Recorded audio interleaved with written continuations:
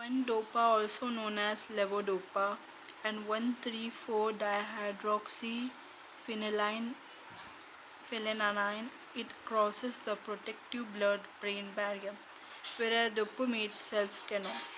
Thus, 1-dopa is used to increase dopamine concentration in the treatment of Parkinson disease and dopamine responsive dystonia.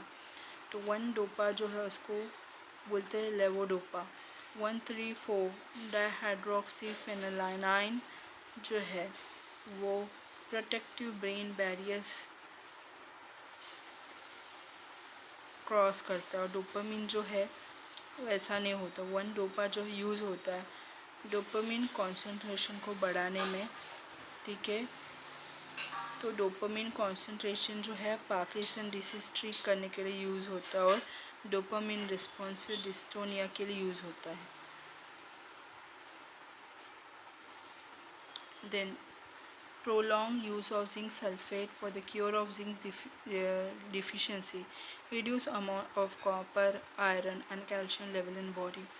zinc sulfate बहुत time तक अगर कोई use होता है तो zinc deficiency को ठीक किया जा सकता है, लेकिन ये कॉपर, आयरन और कैल्शियम का जो अमाउंट रहता है उसको रिड्यूस करता है बॉडी में। ये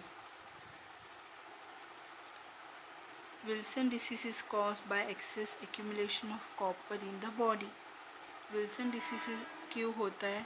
क्योंकि बॉडी में बहुत ज़्यादा अमाउंट में कॉपर प्रेजेंट रहता है, इसलिए विल्सन डिसीज होता है। The reason being low level of copper storage protein ceruloplasmin. और अगर बॉडी में अगर कॉपर स्टोरेज प्रोटीन अगर कम रहेगा, जैसे कि कॉपर स्टोरेज प्रोटीन रहेगा तो कम रहेगा, कॉपर स्टोरेज प्रोटीन जैसे कि सेरुलोप्लाज्मिन अगर कम रहेगा तो बॉडी जो है ज़्यादा अमाउंट का कॉपर को अब्जॉर्ब नहीं कर पाता, इसलिए विल्सन डिसीज़ होता है। ये क्यों होता है? क्योंकि उसमें सेरुलोप्लाज्मिन ये ऐसा प्रोटीन है जो कॉपर को स्टोर करता है, वो कम रहता है ये प्रोटीन सेरुलोप्लाज्मिन, इसलिए कॉपर ज़्यादा होने की वजह से बॉडी में विल्सन डिसीज़ आता है।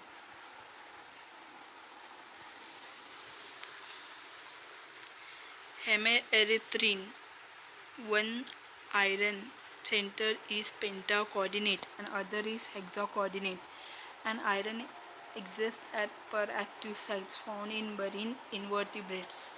तो हेमेरिथ्रिन में एक आयरन सेंटर पेंटा कोऑर्डिनेट्स का काम करता है, दूसरा आयरन हेक्सा कोऑर्डिनेट का काम करता है, ठीक है। तो मतलब एक आयरन सेंटर में 5 कोऑर्डिनेशन है, मतलब 5 लिगैंड से बॉन्डेड है, और दूसरा आयरन जो है हेक्सा कोऑर्डिनेटेड है, मतलब 6 बॉन्ड रहता है। आयरन एग्जिस्ट एट अ पर एक्टिव साइट, आयरन जो है पर एक्टिव साइट में रहता है और ये ज़्यादातर हेमेरिथ्रिन इनवर्टिब्रेट्स में रहता है।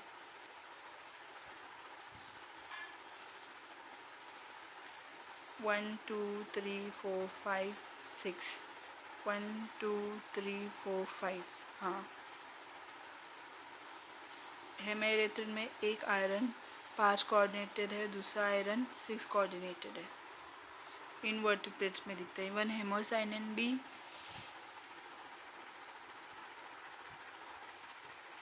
इनवर्टिब्रेट्स में रहता है।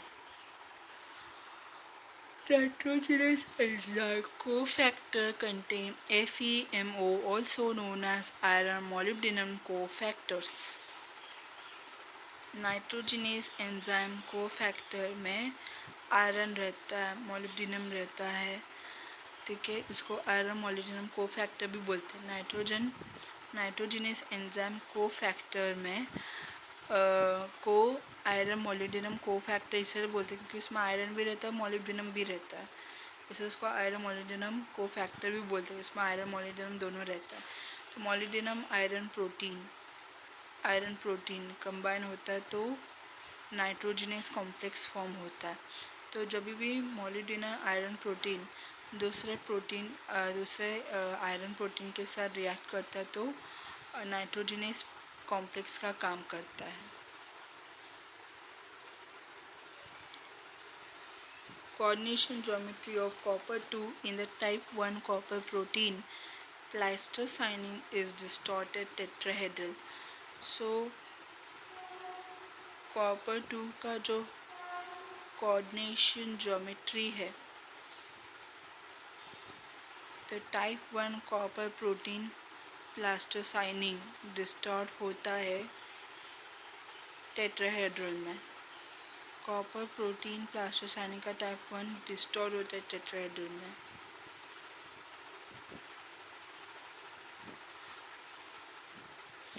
Free hem, that is without globular protein chain, it form mu oxidimers, that is 3Fe, 3Fe, mu oxodimer hematine, which is unable to bind oxygen. तो फ्री हेम मतलब बिना ग्लोबुलर प्रोटीन चेन के यह म्यू ऑक्सोडाइमर फॉर्म करता है, मतलब OFE3 mu ऑक्सोडाइमर हेमाटिन form होता है। म्यू ऑक्सोडाइमर हेमाटिन फॉर्म होता है, तो ये अनेबल रहता है ऑक्सीजन को कंबाइन करने में, बाइंड करने में। Because zinc is a Lewis acid and hence so correct option is B. However, oxidase enzyme that catalyze the reduction of oxygen to water or H2O2. Oxygen react with 4 moles of electron react with 8 moles of hydrogen to give 2 moles of H2 and 4H+. तो zinc जो है Lewis acid का काम करता है, तो correct option B है। लेकिन ऑक्सीडेज ये एंजाइम है जो ऑक्सीजन का रिडक्शन करवाता है और कन्वर्ट करता है ऑक्सीजन को, रिड्यूस करता है वाटर में या फिर पेरोक्साइड H2O2 में। तो ऑक्सीडेज जो है ऑक्सीजन को बदल देता है वाटर में या फिर हाइड्रोजन पेरोक्साइड में। तो ऑक्सीजन रिएक्ट करता है 4 इलेक्ट्रॉन के साथ और रिएक्ट करता है 8H+ के पास साथ ऑक्सीडेज के प्रेजेंट में 2H2O लिक्विड और 4H+ फॉर्म होता है बाहर।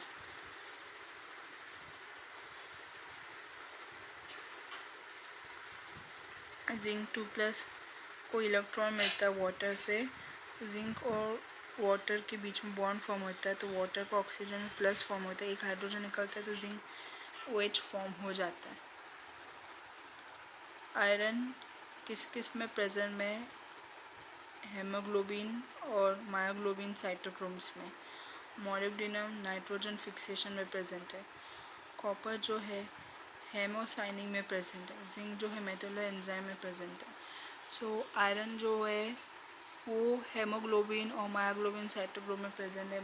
मोलिब्डेनम नाइट्रोजन फिक्सेशन में प्रेजेंट है। फिर कॉपर जो है हेमोसाइनिंग में प्रेजेंट है और जिंक जो है मेटल एंजाइम में प्रेजेंट है।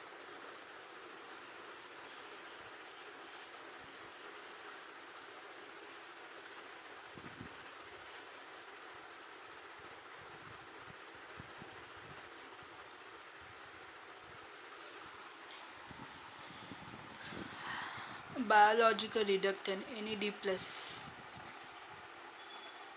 बायोलॉजिकल रिडक्टेंट NAD+ क्या देता है? फ्लेवोप्रोटीन्स। फ्लेवोप्रोटीन क्या देता है? साइटोक्रोम B और साइटोक्रोम BF और PC। Biological reductant NAD+, flavoprotein, cytochrome B, cytochrome BF और PC देता है।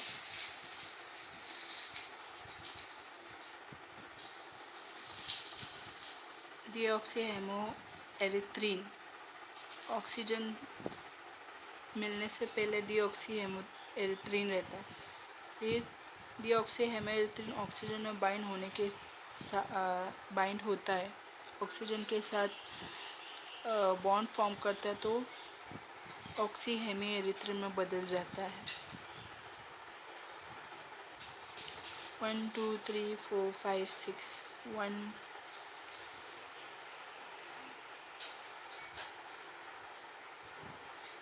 1 2 3 4 5 6 हेमोग्लोबिन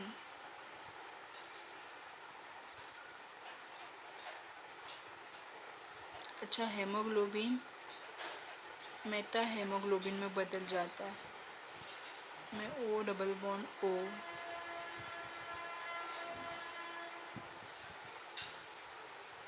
आयरन जो है हेमोग्लोबिन में रहता है 2 ऑक्सीडेशन स्टेट में रहता है, लेकिन मेटा हेमोग्लोबिन में रेजोनेंस में ये Fe2 Fe3 में बदल जाता है मेटा हेमोग्लोबिन में।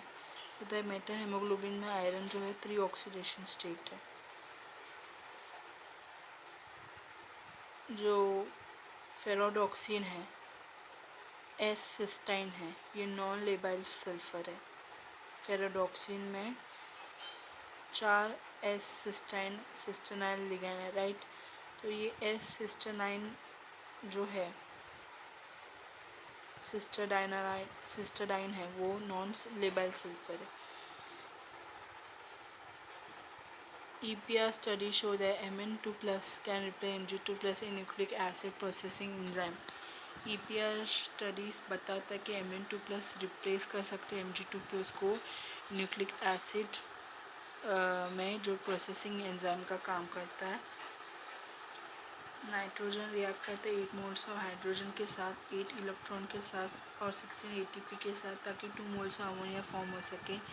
H2 और 16 ADP और 16 फॉस्फेट फॉर्म होता है।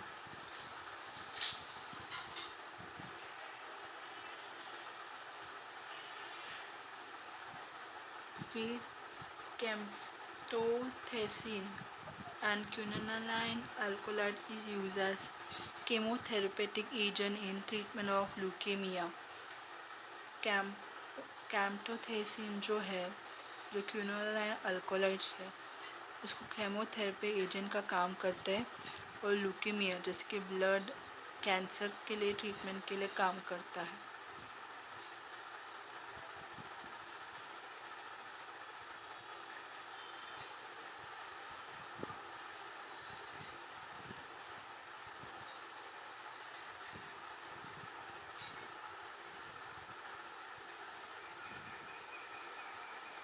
ये स्ट्रक्चर है हेमोसाइनिन का, में नाइट्रोजन ब्रिजिंग लिगैंड का काम कर रहा है। ये कार्बोक्सीपेप्टिडेस है, हिस्टाडाइन सिस्टाडाइन है, ग्लूटामेट है, हिस्टाडाइन है, ठीक है। तो ये कार्बोक्सीपेप्टिडेस है। कार्बोक्सीपेप्टिडेस पता है ना, कोई भी प्रोटीन या कोई भी मॉलिक्यूल में पेप्टाइड बॉन्ड रहेगा, मतलब C++ONH रहेगा, तो ये C++NH मतलब पेप्टाइड बॉन्ड को तोड़ देगा हाइड्रोलिसिस के थ्रू। तो ये कार्बोक्सीपेप्टिडेस जो है, ये कार्बन टर्मिनल पेप्टाइड बॉन्ड का हाइड्रोलिसिस का काम करता है, मतलब कार्बन टर्मिनल का जो पेप्टाइड बॉन्ड है C++ONH उसको तोड़ने का काम करता है। तो यहाँ पे हेमोसाइनिन और कार्बोक्सीपेप्टिडेस बॉन्डेड है नाइट्रोजन एटम का ब्रिजिंग लिगैंड से। कार्बोक्सीपेप्टिडेस एंजाइम, इसके अंदर क्या रहता है, Zn+2 आयन जो क्लीव करता है, मतलब जो तोड़ता है हाइड्रोलिसिस के थ्रू, किसको, कार्बोक्सी टर्मिनल अमीनो एसिड जो पेप्टाइड चेन से आता है, ठीक है। यहाँ पे कार्बोक्सीपेप्टिडेस एंजाइम में अलग अलग लिगैंड है, जैसे कि इधर एक ऑक्सीजन मॉलिक्यूल है, दूसरा हिस्टाडाइन 196 है, तीसरा लिगैंड है ग्लूटामेट 72, फिर चौथा लिगैंड है हिस्टाडाइन 69।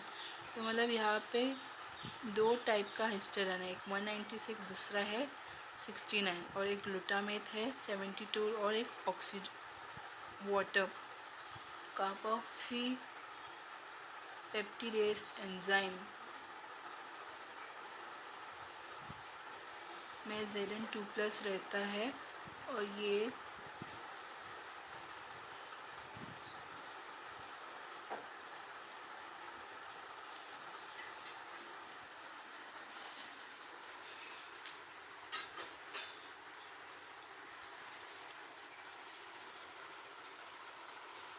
प्रोटीन या फिर ऐसा कंपाउंड जिसमें पेप्टाइड बॉन्ड रहता है C++NH, उसको तोड़ देता है हाइड्रोलिसिस के थ्रू, वाटर के हेल्प के थ्रू।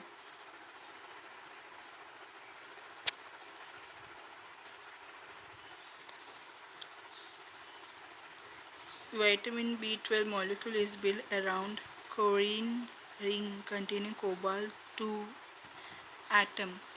तो कोएंजाइम विटामिन B12 कोफैक्टर, उसमें कोबाल्ट रहता है। कोबाल्ट का ऑक्सीडेशन स्टेट 3 है। उसके आसपास क्लोरीन रिंग्स रहता है।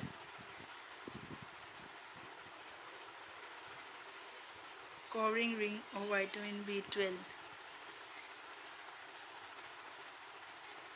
Phosphamide, diphenyl, benzamide, benzamidazole,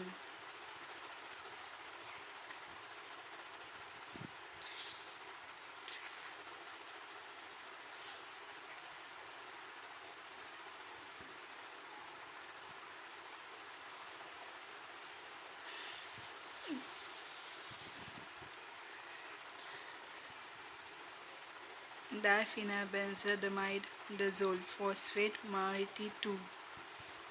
cobalt में क्लोरीन रिंग रहता है।